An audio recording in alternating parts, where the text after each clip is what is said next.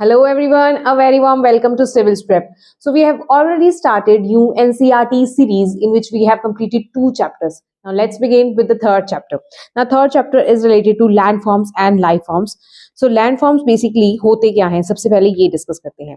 So landforms is a physical feature on the surface of the planet Earth. तो planet Earth में जो भी हमारी land जो different structures बनाती है, that comes under the category of the landforms. जैसे हमारे मेजर जो यहाँ पे इस चैप्टर में हम लैंडफॉर्म्स के बारे में पढ़ने जा रहे हैं, दे आर माउंटेन्स, हमारे प्लेट्यूज हो गए. इसके अलावा हम प्लेन्स के बारे में पढ़ेंगे और थोड़ा बहुत यहाँ पे इस चैप्टर में मेंशन्ड है अबाउट डेजर्ट्स. जब हम हायर एनसीईआरटीज में पढ़ते हैं तो डिफरेंट टाइप्स ऑफ लैंडफॉर्म्स हमें मिलते हैं. अब ये लैंडफॉर्म्स क्लाइमेट की वजह से इन्फ्लुएंस्ड होते हैं, उस रीजन में किस तरह की कंडीशंस है, वहाँ पे वाटर क्वांटिटी किस तरीके की है, वाटर कैसे आता है, वहाँ का रेनफॉल कैसा है, वहाँ का टेम्परेचर कैसा है, ऐसे डिफरेंट जो कैटेगरीज डिफरेंट फीचर्स हैं उससे हमारे लैंडफॉर्म्स इन्फ्लुएंस्ड होते हैं and different types of landforms का फॉर्मेशन डिफरेंट एरियाज में देखने को मिलता है. लेकिन मेजरली हम इस चैप्टर में इन 4 टाइप के लैंडफॉर्म्स के बारे में पढ़ेंगे. अब ये लैंडफॉर्म्स वेरी करते हैं in their altitude, in the structure और डिफरेंट चीजों में ये वेरी करते हैं. अब एल्टीट्यूड क्या होता है उसके बारे में इस चैप्टर में मेंशन है कि the height of the object above the sea level.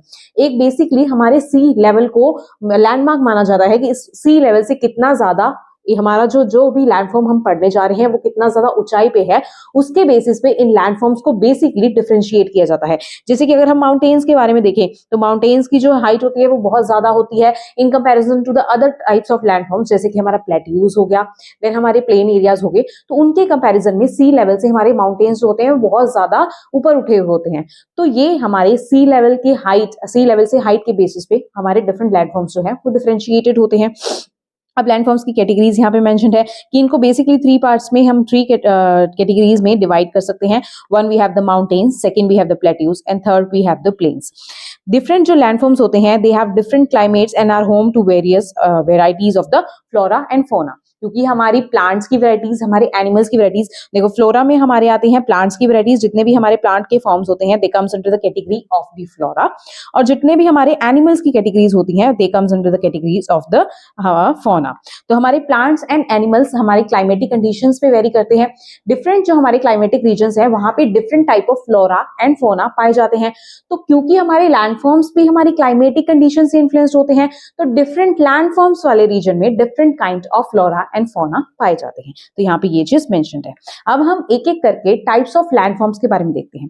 First type of landform जो हमारे पास है that is the mountains. Mountains की अगर बात करें they are much higher than the surrounding landscape. Surrounding जो भी लैंडस्केप है वो सी लेवल से कुछ ऊंचाई पे होगा, लेकिन जो हमारे माउंटेन्स होते हैं इनकी हाइट बहुत ज्यादा होती है in comparison to the other types of landforms. तो they are much higher and this can be recognized by a broad base. इनका जो बेस होगा वो ब्रॉड होगा. अब हमें पता है कि हमारे माउंटेन्स की स्ट्रक्चर्स इस तरीके से होती है, तो यहाँ पे अगर ऊपर की तरफ हम जाते जाए तो इनकी जो ऊपर का टिप होता है दैट इज कंपैरेटिवली स्टीपर, और जो इनका बेस होता है वो ब्रॉड होता है. तो they have the broad base, steep slope and narrow summit. Summit हमारा वही ऊपर जाते जाते ये नैरोअर होते जाते हैं, और ये अपनी हाइट पे बेसिस पे ये जो है वो वेरी करती है इनकी स्ट्रक्चर. अब जितने ज्यादा हाइटेड हमारे माउंटेन्स होंगे वहां पे हमारी क्लाइमेटिक कंडीशंस ऐसी होगी कि वहां पे जो ये जो माउंटेन्स होते हैं they are covered with the snow. जो हमारे लोअर रीजन्स में माउंटेन्स होते हैं, जो माउंटेन्स लोअर रीजन में होंगे वहां पे कंपैरेटिवली जो टेम्परेचर होगा वो ज्यादा होगा, तो हमारी आइस जो है वो मेल्ट हो जाएगी और वो हमारी वाटर में कन्वर्ट हो जाएगी. तो इसीलिए हमारे हिमालयाज जो है वो लोअर हिमालयाज में हमारी रिवर्स जो है वो ओरिजिनेट होती है. अगर हम हायर हिमालयाज की रेंजेस को देखें तो वहां पे हमें स्नोफॉल दिखेगी. तो हमारे हिमालयाज ये जो माउंटेन्स हैं जो हायर हाइट्स पे होते हैं वो स्नो से होती है. इनके टिप पॉइंट्स होते हैं वो स्नो की एक कैप जैसा फॉर्मेशन यहाँ पे होता है कि जैसे कि यहाँ पे इन माउंटेन्स को स्नो की एक कैप पहनाई हो, इस तरह का जो अपीयरेंस है ये माउंटेन्स देते हैं. तो लोअर हिमालयाज पे जो हमारी जो स्नो होती है ये मेल्ट हो जाती है, वाटर में कन्वर्ट हो जाती है and this becomes the source of the reverse. तो डिफरेंट रिवर्स हमारी, जैसे हमारी गंगा रिवर हो गया, हमारी गंगा की ट्रिब्यूटरीज जैसे यमुना रिवर हो गया, तो ये हमारी माउंटेन से ही ओरिजिनेटेड होती हैं. तो उस रिवर्स का सोर्स बनते हैं हमारे ये माउंटेन्स जो यहाँ पे स्नोफॉल यहाँ पे डिपोजिटेड थी वो मेल्ट होके यहाँ पे इन रिवर्स के ओरिजिनेशन में काम करती हैं. Other highlands with lower height less steep slopes are and rounded tops, इनको कंपैरेटिवली हिल्स बोला जाता है, जिनका हिल्स के सॉरी माउंटेन्स के कंपैरिजन में जिनकी जो हाइट होती है ये स्मॉल होती है, इनकी स्लोप जो होती हैं they are comparatively lesser steep, तो in comparison to the mountains and rounded इनके टॉप्स होते हैं, तो इनको बोला जाता है हिल्स। तो हिल्स और माउंटेन्स में अब आपको डिफरेंस याद रखना है। तो अब तक हमने एक ही टाइप का लैंडफॉर्म पढ़ा है, that is the mountains. Mountains के वेरियस फीचर्स को हमने देख लिया, ये बहुत ज्यादा हाइटेड होते हैं, हायर हाइट पे ये स्नोफॉल से कवर होते हैं, लोअर हाइट पे ये वाटर में जो इनकी स्नो होती है वो वाटर में कन्वर्ट हो जाती है, इसलिए they become the source for the different reverse. फिर यहाँ पे हमें वेरियस प्रेसिपिटेशन के फॉर्म्स बताए गए हैं। प्रेसिपिटेशन की अगर बात करें, सबसे पहले प्रेसिपिटेशन क्या होता है वो यहाँ पे बताया गया है, water from the atmosphere reaching the ground in any form, किसी भी फॉर्म में अगर वाटर जो है वो ग्राउंड पे आ रहा है हमारे स्काई से, तो उसको प्रेसिपिटेशन बोला जाएगा। अब ये प्रेसिपिटेशन डिफरेंट काइंड्स का होता है, जैसे ये रेनफॉल की फॉर्म में भी ये आ सकता है, स्नो की फॉर्म में आ सकता है, और हेल की फॉर्म में भी आ सकता है, जिसको कॉमनली गड़े गिरना हम कहते हैं, तो उस फॉर्म में भी हमारा precipitation. Basically, snow and hailstorm are nothing but a form of precipitation in the solid state. जब water solid state में गिर रहा होगा तो उस form of precipitation को basically snow and hail form की terms में हम categorize करते हैं। अब यहाँ पे different mountains of the world हैं, उनकी picture दी गई है, जैसे माउंट एवरेस्ट। माउंट एवरेस्ट हमारा यहाँ पे हिमालयाज का सबसे जो हाईएस्ट पीक है that is the Mount Everest, तो इसके बारे में ये यहाँ पे शॉन है। Then Mount Aconcagua. Mount Aconcagua ये हमारे साउथ अमेरिका में प्रेजेंट है। साउथ अमेरिका की हमारी एक माउंटेन रेंज है which is commonly known as the Andes. तो हमें पता है एंडीज माउंटेन रेंज हमारे साउथ अमेरिका में प्रेजेंट है, उसकी हाईएस्ट पीक है हमारी माउंट अकांकागुआ। तो ये माउंट अकांकागुआ यहाँ पे प्रेजेंट है, यहाँ पे शो करी गई है।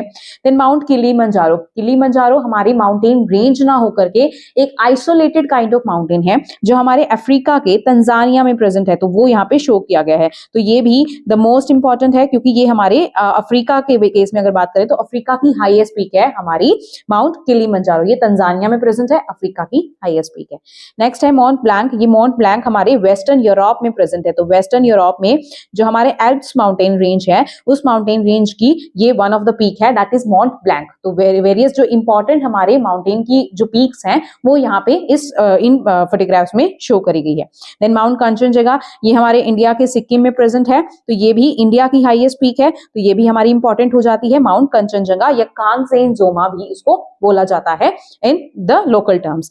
देन माउंट अनाईमुडी, ये हमारी साउथ इंडिया की द हाईएस्ट पीक है, तो ये भी हमारे लिए इंपॉर्टेंट हो जाती है। तो जो बहुत ज्यादा हमारी इंपॉर्टेंट माउंटेन पीक्स है वो इन फोटोग्राफ्स में मेंशन्ड है। आपको पता होना चाहिए कि ये कौन कौन सी जो एरियाज में ये प्रेजेंट है, कौन कौन सी माउंटेन रेंजेस की ये हाईएस्ट पीक है। या यहाँ पे माउंट किलिमंजारो की बात करें तो यहाँ माउंटेन जो है ये आइसोलेटेड माउंटेन है, ये माउंटेन रेंज का पार्ट नहीं है, तो ये यहाँ भी ये पे भी सॉरी यहाँ पे ये भी इंपॉर्टेंट हो जाता है, ये भी आपको याद रखना है। फिर नेक्स्ट यहाँ पे यही सारी इन्फॉर्मेशन यहाँ पे मेंशन्ड है, इसको आप खुद से रीड आउट कर सकते हैं, ये मैंने आपको उन फोटोग्राफ्स में ही ये इन्फॉर्मेशन जो है वो बता दी। फिर माउंटेन्स की अगर बात करें तो ये जो हमारा हिमालय माउंटेन्स है, कुछ एक माउंटेन्स हमारे ओल्ड माउंटेन्स की कैटेगरी में आते हैं जो पहले बने होते हैं, और कुछ हमारी यंग माउंटेन की कैटेगरीज में आते हैं। अगर हिमालयाज की बात करें तो हिमालयाज बेसिकली न्यूअर माउंटेन है कंपेरेटिवली, क्योंकि इसकी जो स्लोप है वो स्टीपर है, वो न्यूली फॉर्म्ड माउंटेन की कैटेगरी में आता है in comparison to the other types of mountain. जैसे कि हमारा एग्जांपल यहाँ पे दिया गया है ओल्ड माउंटेन्स की एग्जांपल में अरावली रेंज। ये अरावली रेंज जो है वो ओल्ड माउंटेन की कैटेगरी में आते हैं, क्योंकि ये विद टाइम इसका जो इरोजनल एक्टिविटी है वो हो चुकी है, इसकी वजह से ये जो है वो शॉर्टर माउंटेन की कैटेगरी में आता है।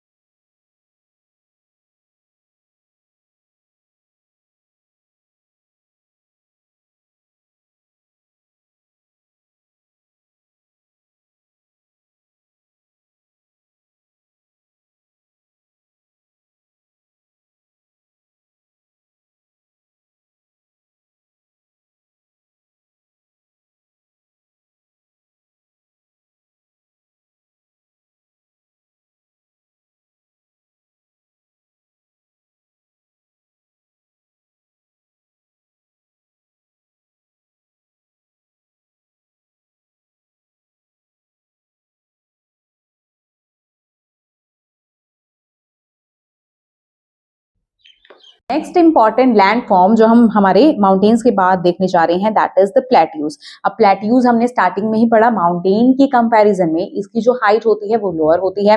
माउंटेन्स हमारे स्टीपर होते हैं इन कंपैरिजन टू प्लेट्यूज हमारे जो होते हैं दे आर फ्लैट बेस्ड। तो ये हमारा माउंटेन्स एंड प्लेट्यूज में बेसिक डिफरेंस होता है।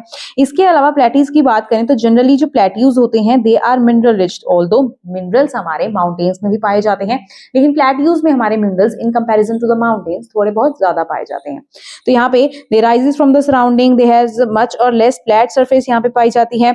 यंग और old in terms of the earth history, ये डिफरेंट टाइप्स के पाए जाते हैं। जैसे हमारे माउंटेन्स में भी हमने ये डिफरेंस देखा था, we had the old fold mountains as well, we had the young mountains as well. तो यंग माउंटेन्स में हमने एग्जाम्पल देखा था हिमालयाज का, ओल्ड माउंटेन्स में हमने एग्जाम्पल देखा था हमारी अरावलीज का, जो कि हमारे इंडिया का ही पार्ट है। तो यहाँ पे हमारे जो प्लेट्यूज होते हैं ये भी हमारे new and young and old की कैटेगरी में कैटेगराइज होते हैं। तो यहाँ पे एग्जांपल दिए गए हैं, जैसे हमारा तिब्बतन प्लेट्यू हो गया। Tibetan plateau is the largest and highest plateau of the world. और एक सेकंड एग्जांपल यहाँ पे दिया गया है of the Deccan plateau which is present in India itself. तो इंडिया का जब हम इंडियन लैंडमास के फॉर्मेशन की थ्योरी पढ़ते हैं उस टाइम पे हम देखते हैं कि जो इंडिया की जो प्लेट थी उसके साथ जब हमारा जो सदर्न पार्ट है वो मर्ज हुआ था, उस टाइम पे लावा का जो फॉर्मेशन है वो हुआ था, हमारा वॉल्केनिक इरप्शन हुआ था।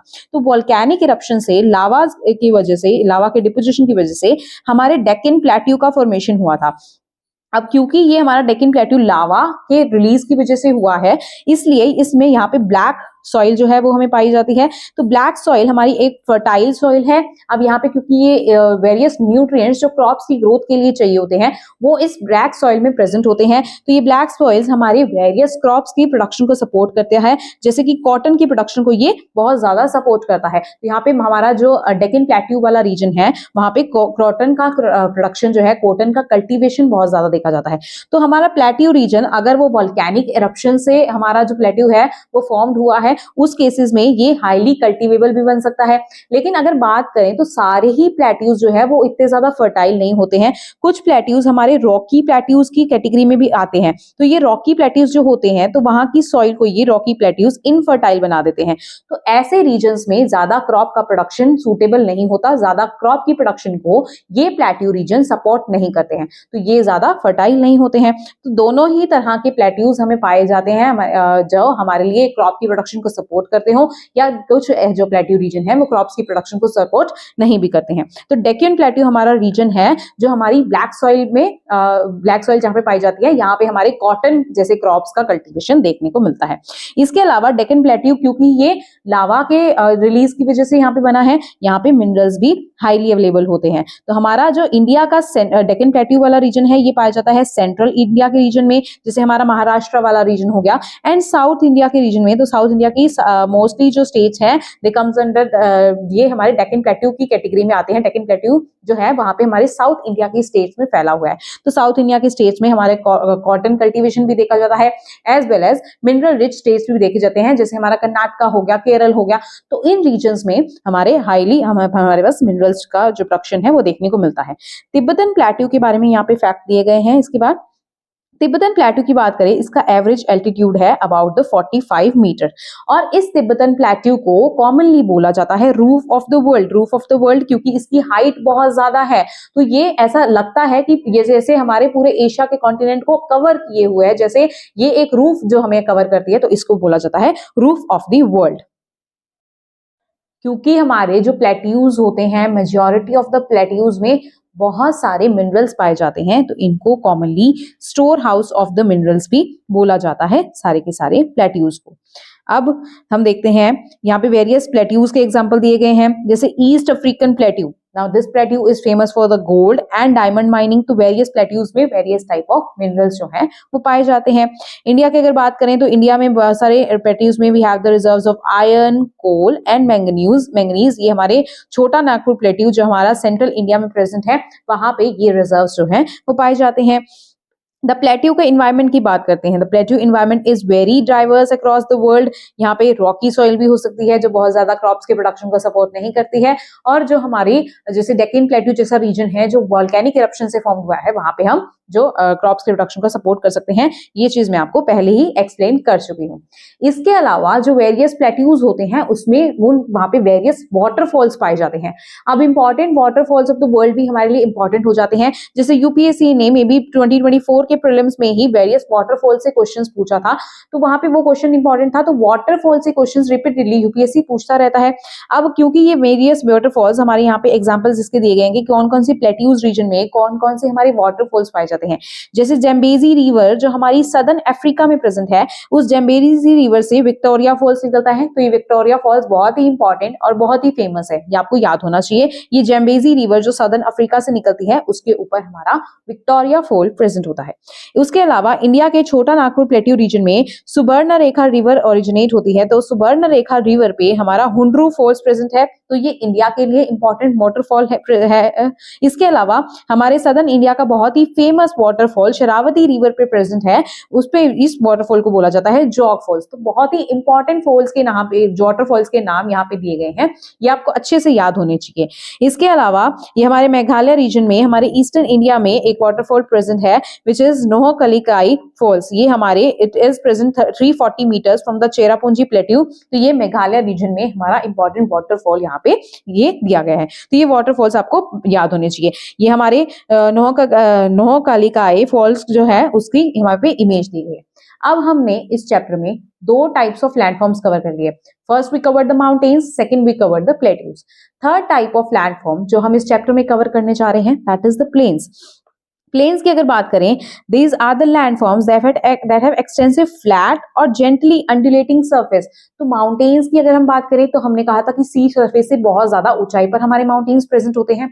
प्लेट्यूज की अगर बात करें तो प्लेट्यूज भी हमारे ऑल्दो माउंटेन्स के कंपैरिजन में इनकी हाइट कम होती है, लेकिन फिर भी they are present at some height above the sea level. लेकिन प्लेन्स की बात करें तो ये एक्सटेंसिवली फ्लैट होते हैं या जेंटली अंडुलेटिंग जो हमारे ऊपर नीचे की सरफेस होती है उसको अंडुलेटिंग सरफेस बोलते हैं। तो ये अंडुलेटिंग सरफेस जहां पे जेंटल प्रेजेंट होती है वो हमारे प्लेन एरियाज में प्रेजेंट होती है। So they are generally not more than 300 meters above the sea level. तो जनरल हाइट इसकी यहाँ पे मेंशन करी गई है। फिर one type of mount plains की बात करें तो हमारे पास है फ्लड प्लेन्स। फ्लड प्लेन्स जो है हमारी रिवर्स, जो हमारे हिमालयाज की रिवर्स की हमने बात करी, तो हिमालयाज से जो रिवर्स ओरिजिनेट होती है तो वो हमारी यहाँ पे आती है। अब क्योंकि ये ऊंचाई से हमारी रिवर्स वाटर लेके आ रही है, जैसे यहाँ पे गंगा का यहाँ पे एग्जाम्पल लेते हैं, तो बहुत ज्यादा ऊंचाई से ये लेकर आ रही है वाटर को। तो ऊंचाई से जब ये अपने वाटर को लाती हैं तो रास्ते में इनको बहुत सारे सेडिमेंट्स मिलते हैं। बहुत सारे सेडिमेंट्स को जब ये अपने साथ कैरी करती हैं तो ये नीचे आके गिरती हैं। अब नीचे आके जब ये प्लेन एरियाज में अपने डिपोजिशन को छोड़ती हैं, अपने वाटर के साथ उन सेडिमेंट्स को रिलीज करती हैं, तो उस पर्टिकुलर एरिया को ये फर्टाइल प्लेन बनाने का काम करती हैं, क्योंकि वो सेडिमेंट्स जो हैं they add to the fertility of that particular area. तो वेरियस क्रॉप्स के प्रोडक्शन को ये जो फर्टाइल एलिमेंट्स हैं ये सपोर्ट करते हैं। तो यहाँ पे हम बहुत सारे क्रॉप्स की कल्टीवेशन को कर सकते हैं। इसीलिए जो ये फ्लड प्लेन एरियाज होते हैं यहाँ पे एग्रीकल्चर प्रैक्टिस करी जाती है, और यहाँ पे एग्रीकल्चर ही यहाँ के लोगों का मेजर इकोनॉमिक सोर्स होता है। तो फ्लड प्लेन्स की अगर बात करें, ये वन टाइप ऑफ प्लेन्स हैं। ये अपने साथ वेरियस सेडिमेंट्स जो हमारी रिवर्स हैं वो लाती हैं। अब ये वेरियस सेडिमेंट्स में क्या क्या चीजें आती हैं, इसमें आते हैं particles of the rock, sand and silt. तो ये हमारे सेडिमेंट्स को डिपॉजिट करने का काम करती है, उन एरियाज को फर्टाइल बनाने का काम करती है। इसीलिए यहाँ पे ये various types of flora and fauna को सपोर्ट करती है। यहाँ पे अच्छी खासी पॉपुलेशन पाई जाती है क्योंकि एग्रीकल्चर अच्छा है, एज वेल एज यहाँ पे वेरियस टाइप्स ऑफ फौना की जो वेराइटी है वो भी अच्छी खासी देखने को मिलती है। Now this map is very important क्योंकि ये मैप रिप्रेजेंट कर रहा है major mountain ranges, plateaus and plains. तो ये बेसिकली आपके मैप वर्क को भी हमारी ये न्यू एनसीईआरटी कवर कर रही है। कितने अच्छे से ये हमारी एनसीईआरटी हमारी यूपीएससी के लिए इंपॉर्टेंट है। ये छोटी छोटी चीजें इस एनसीईआरटी में यहाँ पे ये दिखा रही हैं। जैसे ये रॉकी है, अलास्का हो गया है, अलास्का हमारा ये नदर्न अमेरिका वाला प्लेट्यू है, यहाँ पे हमारा ये प्रेजेंट है। इसके अलावा मिसिसिपी रिवर, ये बहुत इंपॉर्टेंट रिवर है जो हमारे नॉर्थ अमेरिका के रीजन में प्रेजेंट है। देन साउथ अमेरिका कॉन्टिनेंट की बात करें तो साउथ अमेरिकन कॉन्टिनेंट में बहुत इंपॉर्टेंट हमारा अमेजन रेन फॉरेस्ट प्रेजेंट है। अमेजन रिवर भी यहाँ से जाती है। माउंटेन्स जो है, माउंटेन रेंज की बात करें तो एंडीज माउंटेन रेंज बहुत इंपॉर्टेंट माउंटेन रेंज हमारी साउथ अमेरिका की है। देन यहाँ पे पैटागोनियन, यहाँ पे पैटागोनियन डेजर्ट भी प्रेजेंट है। पैटागोनियन ये फुटहिल्स पे सॉरी हमारे एंडीज की फुटहिल्स पे पैटागोनियन पाया जाता है। इसके अलावा यूरोप की बात करें तो यूराल माउंटेन रेंज हमारे लिए इंपॉर्टेंट इसलिए हो जाती है क्योंकि ये माउंटेन रेंज दो कॉन्टिनेंट्स, यूरेशियन कॉन्टिनेंट को यूरोप और एशिया में सेपरेट करने का काम करती है। तो जब भी हम मैप वर्क के हम बेसिक्स को पढ़ते हैं तो उसमें हम यूराल माउंटेन के बारे में पढ़ते हैं। इसके अलावा मंगोलिया यहाँ पे मेंशन्ड है, ये भी हमारे लिए बहुत इंपॉर्टेंट है। तिब्बतन के बारे में हमने देख लिया कि तिब्बतन प्लेट्यू हमारे रूफ ऑफ द वर्ल्ड के नाम से जाना जाता है, क्योंकि इसकी हाइट भी बहुत ज्यादा है। अगर प्लेट्यूज में बात करें तो सबसे ऊंचा प्लेट्यू है। एज वेल एज अगर हम बात करें तो डिस्टेंस भी बहुत ज्यादा कवर करता है, तो बहुत ज्यादा बड़ा प्लेट्यू है, तो इसको रूफ ऑफ द वर्ल्ड बोला जाता है। यहाँ पे हमारा इंडस रिवर सिस्टम हमारे इंडिया और पाकिस्तान में हमारा इंडस रिवर सिस्टम फैला हुआ है। ये एशिया का बहुत इंपॉर्टेंट रिवर सिस्टम है, तो इंडस का मेंशन यहाँ पे दिया गया है। यहाँ पे अगर बात करें तो हिमालयाज हमारे लिए बहुत इंपॉर्टेंट है। यांगजे रिवर बहुत इंपॉर्टेंट है, ये भी आपको पता होनी चाहिए। अफ्रीका की अगर बात करें तो अफ्रीका की बहुत इंपॉर्टेंट रिवर है नाइल रिवर। ये ब्लू नाइल और व्हाइट नाइल के कंबाइन होने से हमारी नाइल रिवर बनती है, बहुत इंपॉर्टेंट रिवर है। इसके बारे में भी आपको अच्छे से देखना चाहिए। यहाँ पे ईस्ट अफ्रीकन दिया गया है, गंगा एंड ब्रह्मपुत्र, बहुत इंपॉर्टेंट रिवर्स के बारे में यहाँ पे इस मैप में मेंशन किया गया है। तो ये मैप हमारे लिए बहुत इंपॉर्टेंट हो जाता है, इसको आपको अच्छे से एनालाइज करना चाहिए। फिर नेक्स्ट हमारा टॉपिक है लाइफ इन द प्लेन्स। तो फर्स्ट जो सिविलाइजेशंस बिगेन हुई थी, सिविलाइजेशन जैसे हमारी बहुत एंशियंट सिविलाइजेशन की बात करें, जैसे इंडिया की ही हमारी बहुत इंपॉर्टेंट सिविलाइजेशन है, that is known as the IVC, Indus valley civilization. तो इंडस वैली सिविलाइजेशन की भी मेजर साइट्स जब हम पढ़ते हैं तो वो बेसिकली किसी ना किसी रिवर के आसपास प्रेजेंट होती है। रिवर के आसपास जो प्लेन एरियाज प्रेजेंट होती है वहां पे हमारी सिविलाइजेशन डेवलप हुई थी। तो मेजर सिविलाइजेशन जो वर्ल्ड की है वो किसी ना किसी रिवर के आसपास के प्लेन एरियाज पे ही डेवलप हुई थी। तो ये चीज हमें दिखाती है कि एंशियंट टाइम से ही हमारे जो प्लेन एरियाज थे वो सिविलाइजेशन को या ह्यूमन के स्टे को सपोर्ट करते थे। तो सिविलाइजेशन हमारी इन फर्टाइल प्लेन्स के अराउंड जो है वो डेवलप हुई है, क्योंकि यही फर्टाइल प्लेन्स हमारे एग्रीकल्चरल एक्टिविटीज को सपोर्ट करते थे। एज वेल एज ये हमारे अगर क्लाइमेटिक चेंजेस भी यहाँ पे कम देखने को मिलते थे, तो ये ह्यूमन के रहने के लिए सबसे ज्यादा सूटेबल एरियाज हमारे प्लेन या फर्टाइल प्लेन एरियाज को ही हमेशा से माना गया है। यहाँ पे मेजर ऑक्यूपेशन अगर प्लेन एरियाज की बात करें तो लोगों का मेजर ऑक्यूपेशन होता है रिवर एरियाज के अराउंड फिशिंग करना, एज वेल एज एग्रीकल्चर को प्रैक्टिस करना। यहाँ पे वेरियस हम फूड क्रॉप्स की ग्रोथ को सपोर्ट करता है ये प्लेन एरियाज, जैसे राइस, व्हीट, मेज, बार्ले, मिलेट्स। फाइबर क्रॉप्स को भी हम ग्रोथ कर सकते हैं। फाइबर क्रॉप्स में आता है कॉटन, जूट, हेम्प। तो फाइबर क्रॉप्स में कौन कौन सी क्रॉप्स आती हैं? Cotton, jute and hemp. ये चीजें भी आपको यहाँ पे इसी जगह पे याद कर लेनी है। ट्रेडिशनली जो हमारा एग्रीकल्चर यहाँ पे इन एरियाज में प्रैक्टिस करा जाता था, that was rain fade type of agriculture. अब ये रेन फेड क्या होता है? इसका मतलब है कि वाटर जो है यहाँ पे इस क्रॉप्स के कल्टीवेशन के लिए जो चाहिए होता था वो हमारा रेनफॉल से हम लेते थे। तो इसमें अब हमें क्या चेंजेस देखने को मिले कि किसी एक ईयर में अगर रेनफॉल के पैटर्न में चेंज आ गए, कहीं पे अगर रेनफॉल जो नॉर्मली एक्सपेक्टेड थी उससे कम हुई है तो वहां की उसके कल्टीवेशन को वो इफेक्ट करती थी। तो इस कंडीशंस में यहाँ पे हमारे इरिगेशन की प्रैक्टिसेस को स्टार्ट किया गया। इरिगेशन से हम आर्टिफिशियली क्रॉप्स को जो है वो वाटर प्रोवाइड करवाते हैं, ताकि जो वो क्रॉप्स हैं वो हमारे अकॉर्डिंग ग्रो कर सके, वो रेनफॉल पे कंप्लीटली डिपेंडेंट ना हो। तो इरिगेशन को हमने यहाँ पे शुरू करा। लेकिन इरिगेशन से नुकसान क्या हुआ कि हमने हमारे जो वाटर सोर्सेस है उसके वाटर को हमने हमारे यूज के अकॉर्डिंग बहुत ज्यादा यूज करना शुरू कर दिया। तो इससे क्या हुआ, हमारे ग्राउंड वाटर में नेचुरली जो वाटर प्रेजेंट होता है, जो नेचुरली अपने आप में अगर हम उसको रिक्वायर्ड क्वांटिटी में यूज करते हैं तो रिप्लेनिश करने की कैपेसिटी रखता था, कि जितना हमने यूज करा उतना वाटर को उसने रेनफॉल से ले लिया और वो वाटर की क्वांटिटी उतनी की उतनी मेंटेन रही। तो ये जो वाटर अपने आप को रिप्लेनिश करने की, अपने आप को रिगेन करने की कैपेसिटी रखता था, वो विद टाइम डिप्लीट होने लगी। इससे हमारा ग्राउंड वाटर का जो लेवल है वो भी डिप्लीट होने लगा, हमारा ग्राउंड वाटर जो है वो कम होने लगा। तो ये हमारे इरिगेशन के इसने हमारे प्लेन एरियाज में इंपैक्ट डाला और वेरियस इसके साइड इफेक्ट्स हमें देखने को मिले। इसके अलावा जो हमारे प्लेन एरियाज मेजर प्रॉब्लम्स को फेस कर रहे हैं, that is of the population बहुत ज्यादा ग्रो करती जा रही है।